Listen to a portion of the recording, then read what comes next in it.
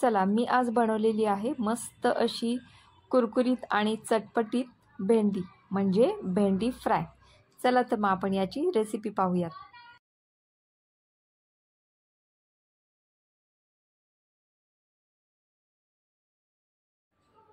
इथे मी पाव किलो भेंडी घेतली आहे।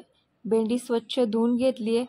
भेंडी पुसून कोरडी करण्याची गरज नाही, थोडीशी ओलसर असली तरी चालेल। चला आता मी भेंडी कट करून घेते। भेंडीचा देठाचा आणि वरचा भाग कट करून घेणार आहे। आता भेंडीचे आपण असे छोटे छोटे उभे काप करून घेणार आहे।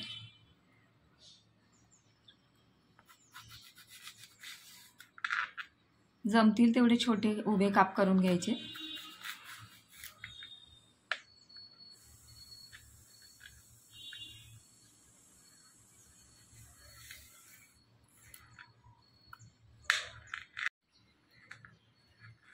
भेंडीचे जमतील तेवढे बारीक उभे काप करून घ्यायचे।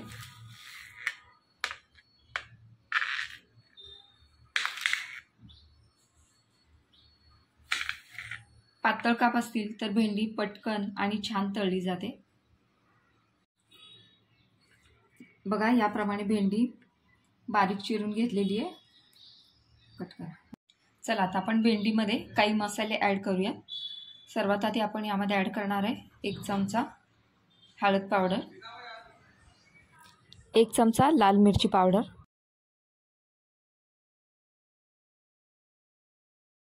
1 चमचा गरम मसाला, 1 चमचा धना पावडर,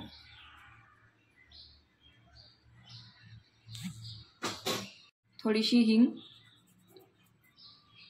आता आपण ॲड करणार आहोत चवीनुसार मीठ।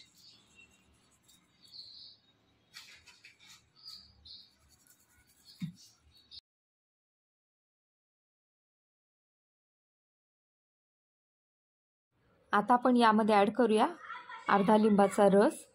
लिंबाच्या रसामुळे छान अशी चटपटीत चव येते आणि भेंडी चिकटही होत नाही। बेसनचे पीठ, बेसनचे पीठ जसे लागेल तसे आपण ॲड करूया। जास्तीत जास्त 2 ते 3 चमचे आपण बेसन पीठ ॲड करून घेणार आहे। आता आपण यामध्ये ॲड करणार आहे 2 चमचे तांदळाचे पीठ। तांदळाच्या पिठामुळे भेंडी छान अशी कुरकुरीत होते। हे सर्व साहित्य छान असे मिक्स करून घेऊया।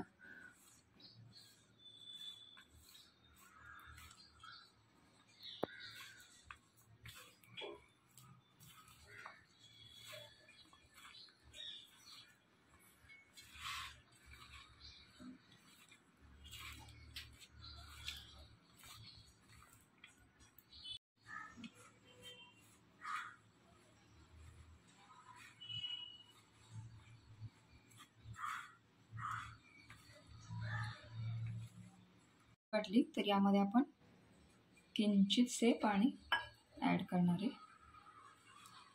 पुन्हा याला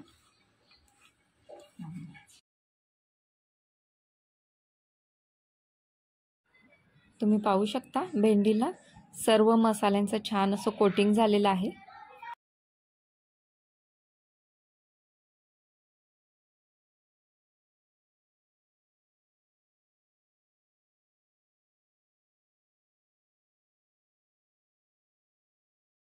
सर्व मसाला लावून घेतला। आता आपण भेंडी तळायला घेऊया।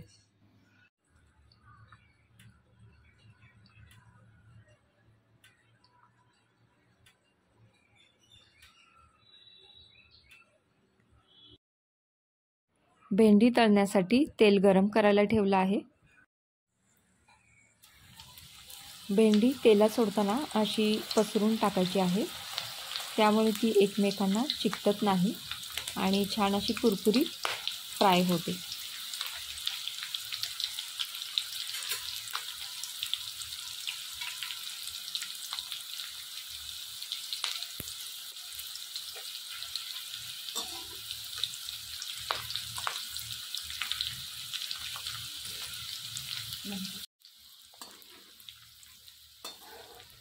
भेंडी नंतर मध्यम आचेवर फ्राय करायची आहे.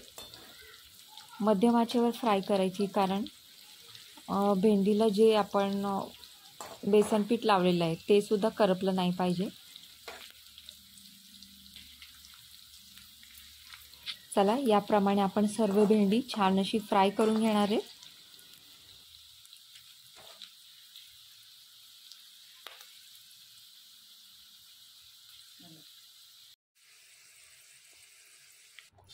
भेंडी छान अशी फ्राय झाली आहे. चला आता त्याला आपण काढून घेऊयात.